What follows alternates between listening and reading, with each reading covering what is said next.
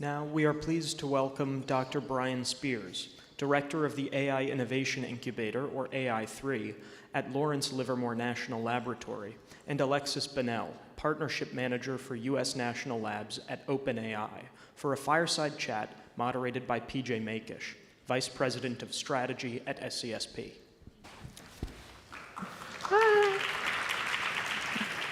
Good afternoon, everyone. Thank you so much for hanging with what is going to be one of the cooler stories you'll hear about public-private partnership in the United States. Certainly one of my favorite stories. We have the distinct pleasure of having Brian Spears and Alexis Bonnell representing Lawrence Livermore and OpenAI. Just wait for the story. Some pieces of it, I would say, really haven't been told in some ways. And so, but I would love to begin for all of you to get to know them a little bit as people. And so what I've asked them to do to open is, Alexis, will you just please tell somebody, not in your bio, about why you're passionate about this subject?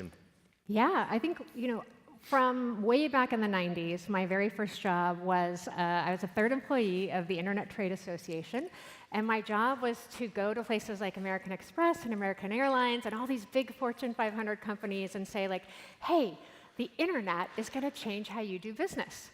And believe it or not, a lot of the first response to that was, that's a nerd thing, like it's a fad. And so, I was really struck by the opportunity of what it is to maximize like our humanness, our incredible curiosity, creativity. And it was so interesting to kind of see my life really be very much about helping kind of people, organizations, nations, really adapt to the technology. And so I think in particular about AI, why I was so fundamentally inspired by it. And I'm a recovering CIO, so for those of you who, who've had that type of role, you know that historically, really what we've done is we've really kind of introduced systems or technologies that people had to kind of subjugate to. You kind of had to learn the system. It said what you got to do. You really didn't get to do anything different than what the person next to you got to do. And when we started looking at AI, the fact that this is really the first technology that meets you where you are, right? That responds to you. And I started looking at it like it was my secret, my secret minion, my help of how I could show up. And ultimately, why I'm so passionate about AI is it's really a relationship with knowledge, right? It's speed and scale. And again, this is Alexis's opinion, but I think one of the things we often talk about information. We often talk about data. What I love about AI and what we get to see with scientists and researchers is it's knowledge when that information, that data meets context, meets experience, meets expertise. And so much of what we're trying to do and why we're so excited about this partnership is really how is it that we are able to supercharge these incredible humans, these incredible scientists and researchers. And I'm passionate about it because I feel that way, right? I found my way to supercharge. And so I think that's what gets me going in the morning. Fantastic. I love it. We're going to hear this theme about when we actually talk about O1. It's such a good example of this, of the reason why you care about it. Yeah. Physicist turned AI engineer behind the NIF shot, many things. Yeah. Dr. Brian Spears, why do you care about this subject? Well, so I'll go back to early 2000s when I was a PhD student at Berkeley, and I was running hundreds of thousands of little tiny simulations, and I would run those simulations and find these amazing topological patterns in the solution. It was just fantastic. And then fast forward to I get my PhD, I go to Lawrence Livermore National Lab, largest supercomputers on the planet that have ever been made, and find out that if I work really hard at my job, I can run one simulation. With one simulation, you cannot see any of the beautiful patterns and the amazing hidden information that is in the data.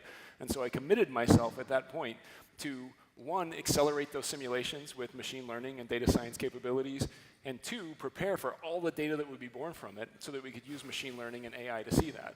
And that was impossible to do until the last few years. And so we're at the first moment in history where I feel like we can do the thing I've wanted to do for decades.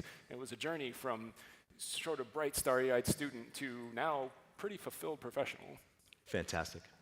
I think there's a lot of discussion about public-private partnerships. Sometimes it feels think tanky and kind of just described, but this is actually it. And so can we tell the O1 story for everybody in the audience? We're talking about the model that OpenAI released that, according to DeepMind's definition, was really a level 2 artificially general intelligence model, outperformed humans in the sciences on an average by 10%. And so that model was given to Lawrence Livermore. Alexis, can you start that story for us? Sure, I'll start. Maybe for those of you who aren't familiar, it may be helpful to anchor. If you use ChatGPT, you might use, kind of GPT-4. And really, initial AI was a lot about getting you as good an answer or kind of option as fast as possible. And what we started to, realize is really, like, reasoning is actually benefited by thinking time. And so when you use any of our models that start with an O, those are reasoning models. And part of that was also because we wanted to be able to uncover and to help people understand on the journey, like, what was the thought process, right? What was, the machine kind of getting out there trying to help you to do? And so it's really kind of game-changing to go from, really the technology kind of decides what's best to really teaming and saying, hey, this is what I'm doing, this is how I'm showing up. One thing I would just say, because I think actually Brian tells the story so well about how we got initially connected, is sometimes people forget, like, we're both people. Right? Like Brian is an awesome guy. I try to be like somewhat awesome when I show up. But I think this is what the beauty of science and research is about: discovery. And contrary to popular opinion, like, not many things are discovered by some guy who sits in a dark room by themselves and says eureka, right? Innovation is a contact sport, whether you are the lab, whether you are OpenAI. And I think, we don't do any better than when we are kind of having that contact. So maybe I'll throw it to you to tell a little story. Yeah, so Alexis was very graceful in describing the difference between models that don't reason and models that do. We had a front row seat and helped sort of shape that vision and understand what those models did. So OpenAI gave us at Lawrence Livermore National Laboratory access to what was then called Strawberry. It was the first chain of thought, test time capable model. And I was, until that point, excited about AI, but not transformed by it. They gave us that model, and I sat down and asked it what I call a telescoping science problem, and said, hey, what happens if you take a copper bar and you put a 10 megabar pressure on the end of it? So for non-science nerds, that's enough to drive a shock wave through the material. And the model came back and said, hey, look, you're going to generate a shock. Lots of damage is going to accumulate in this material. It's interesting. So that was cool, but probably the 4.0 model could have done that. Then I asked it the graduate level problem and said, okay, well, if I crank that up even more, what's going to happen? And it's like, okay, well, you could generate an even stronger shock wave. There are things that we have to do to the equation of state of the material. It's going to get much more complicated. And then it went through and wrote out the equations that were necessary to solve that under approximations it could solve. And that had my attention. Then next, I asked it a question, what would it take to generate a shock wave that's so strong that radiation gets trapped out in front of it, that you're actually making X-ray radiation as you go through and do this? And it's like, well, now we got to take the hydrodynamic equations, we got to add radiation transport, here you go, this is what it would look like. And so then I asked it the question that I thought only I was professionally equipped to answer. What if we make this three-dimensional? It's not just a flat bar, but it's a 3D thing, and we whack it in space. And the answer was, hey, that's really complicated. If you want to do that, you need a million-line radiation hydrodynamics code. You should probably go get the export-controlled one called Hydra that only lives at Lawrence Livermore National Laboratory, my home laboratory. So it felt like it reached directly into my mind for something it took me years to learn and said, here's how you would go do this. At that point, we took our AI strategy, and I called our lab director, and we tore up the strategy, and we threw it out the window, and prepared for the science we were looking for to happen today in public-private partnership with OpenAI. Yeah, and I think one of the things that's important to understand there is that we are also scientists and researchers, right? That's actually the spirit of OpenAI. And so as many of you know, the normal thing to do when you're discovering, right, is to find peers and to say, like, are you seeing what we're seeing? Are you learning what we're learning? Like, help us see this through a different set of eyes. And I think so many times being able to see technology through different eyes, through different applications is just critical to actually create things that people like. And I will say, I'll shout out Brian and Jason from Los Alamos. When they had this experience, and then they came to OpenAI, and we just did this kind of lunch and learn, I guess is the best way to describe it, where we invited some of our researchers and scientists and just the totality of anyone in our org that wanted to show up to kind of hear from them.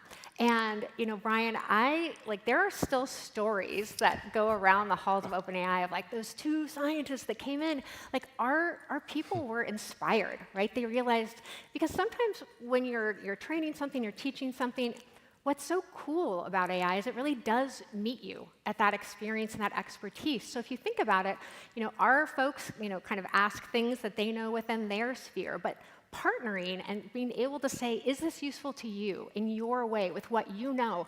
Really, in many ways, that's the ultimate form of respect, right? It's saying like, hey, Ryan, you have a completely different experience, background, element. Like, is this useful to you? And I think when we show up in partnership, what we have to be willing to do is say like, let's all bring our special sauce, right? Like, you're really good at this. We think we're, good at this. Like, what does it look like to bring those together? And I think that this was an Really experience, good example, that quite frankly led to something even cooler. Yeah, I mean, this story of your scientists getting physics from the lab and being excited about what they could do, I want to make sure everybody in the audience understood that when Brian asked that question of the model, it said, I could answer this question if I had your data. And no one marveled that it knew that the data existed, but that it was correct, that you could not answer that question without that data. So here we are with just a few minutes left. Once you had this experience together, now you're starting to define the boundary of what's possible, right? And so maybe the frontier of where could this go on an actual AI for science platform. Yep. How did you begin to decide the frontier from that? Well, so the first thing we did, in a shout out to Tom Mason, the director of Los Alamos National Laboratory, who you'll hear from later. Tom also got the message, what was going on, and made a brilliant executive decision to take an entire supercomputer and dedicate it to national security science in a way that we could run OpenAI's model privately for the government for secure applications. So that helped us put it against our data, kind of like we saw in the telescoping problem. Awesome. And then start to define right now, today, what the frontier looks like, what Alexis has termed the blue frontier. So for government, what are the capabilities? Where's the model good? Where is it bad? So we are there in public-private partnership with the NNSA labs and with OpenAI, understanding exactly what this looks like and having a two-way conversation. How do we accelerate our science for mission? How does what we learn on mission go back to the private partner to help them show how to fully elicit the value of their models for application to science, but for also application to general economic problems? Yeah. So Alexis, just in a few minutes, how did we, oh wait, it changed on me, we're good. I know, I was like, yeah, oh. we went to 5, oh, we're good now.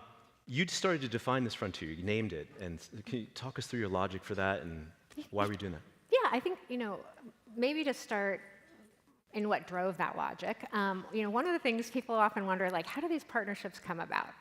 They come about because amazing people like Brian or Tom from Los Alamos come and say, hey, would you be willing to install your model weights on our computer with, for this amazing purpose of what we're trying to achieve scientifically?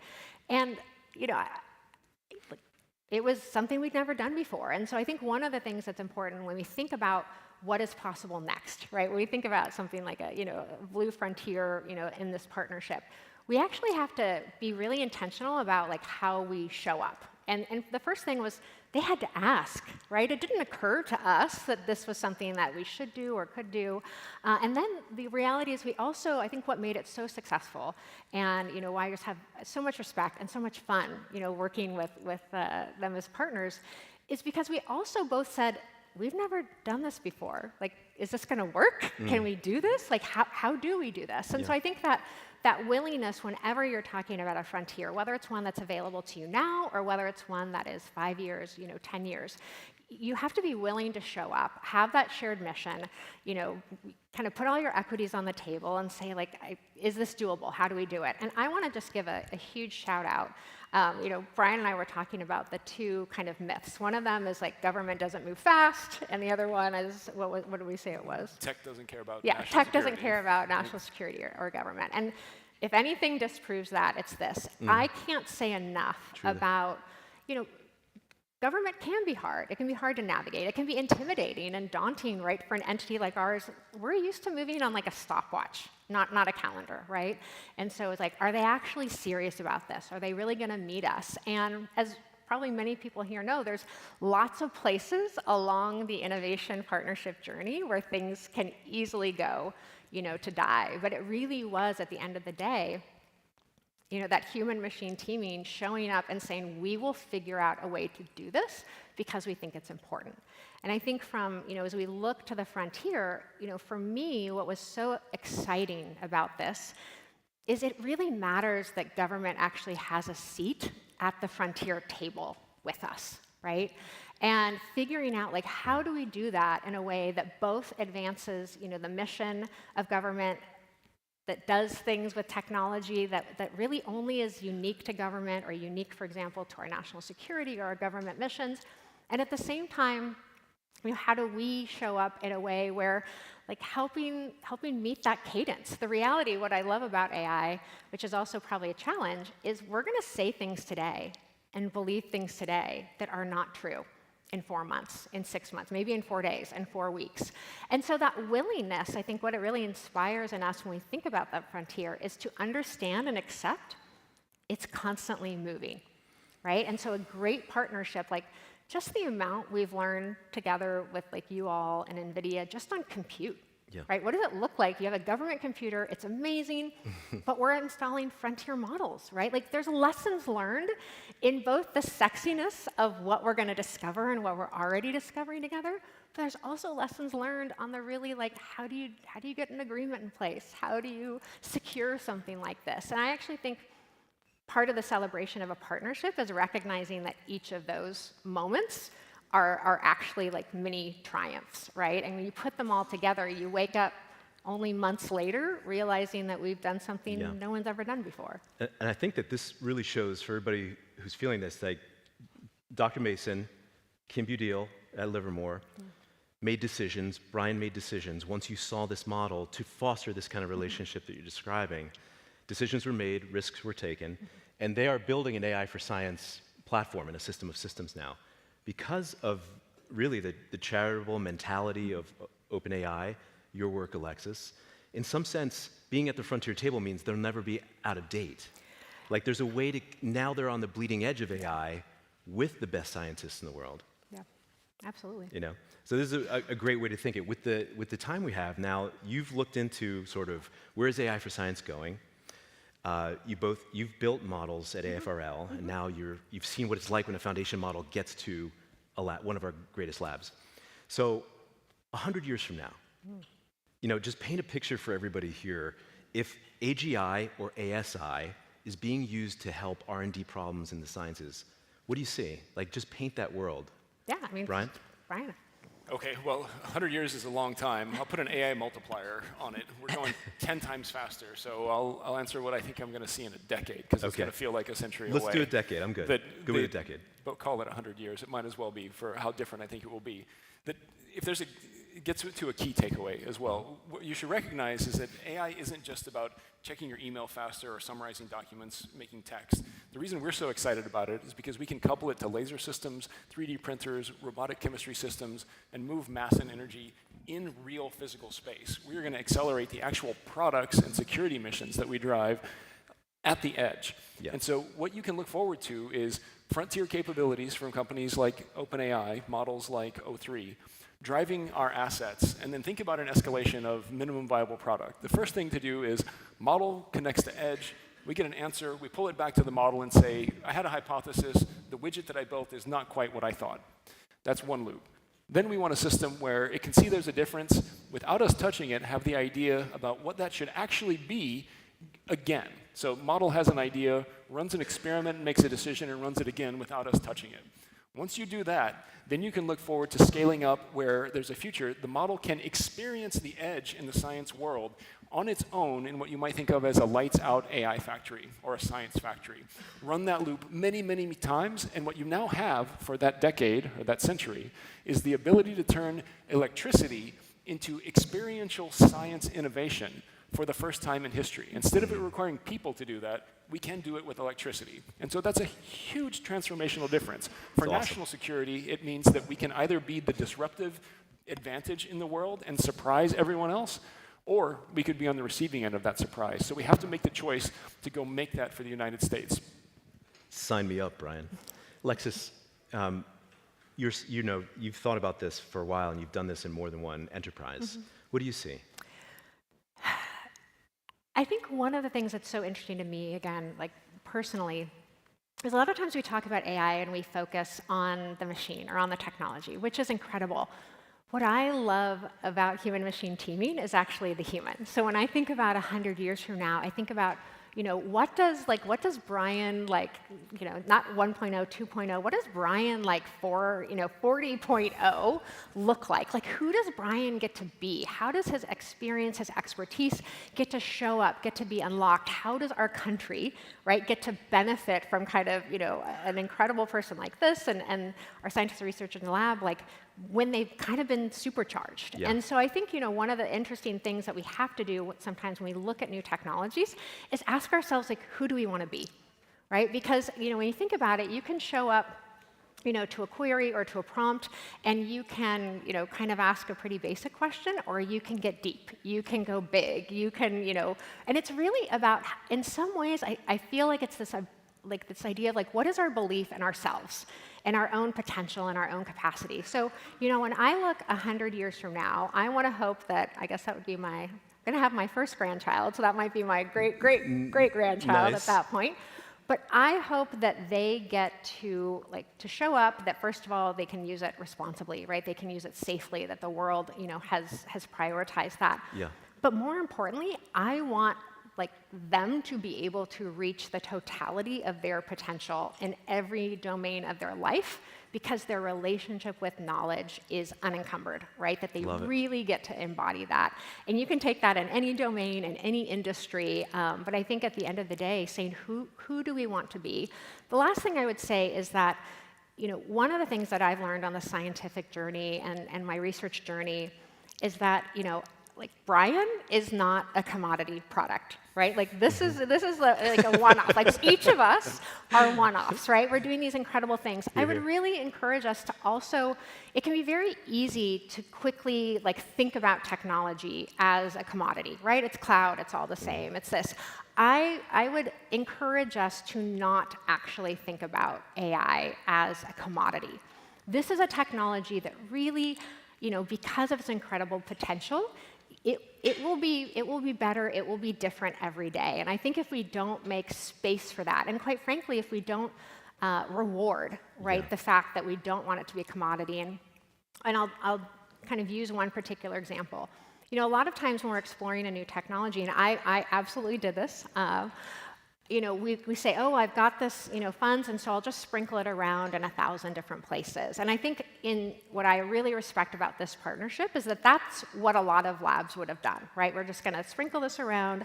And I think really being brave enough to say we're going to go big, we're going to really do this, we're going to take this partnership seriously, is, takes risk, and it takes courage. And I think that when you want to go big, you have to be willing to truly and totally show up together, and that's what makes the difference between innovation and kind of commoditization. I love it. I just want to say, on behalf of SCSP and everybody here who cares about AI for science, I want to thank you personally for everything you did to make this partnership what it was. And just as we get off the stage, Brian said something to us at SCSP that really caught our attention almost 4 years ago, that if you actually create an AI for science platform that could do this across the sciences, the nation that does that will probably never be caught. Yeah. And so I think that's really what's at stake at what you both have done. Can I please have a round of applause for Brian and Alexis? Thank you so much.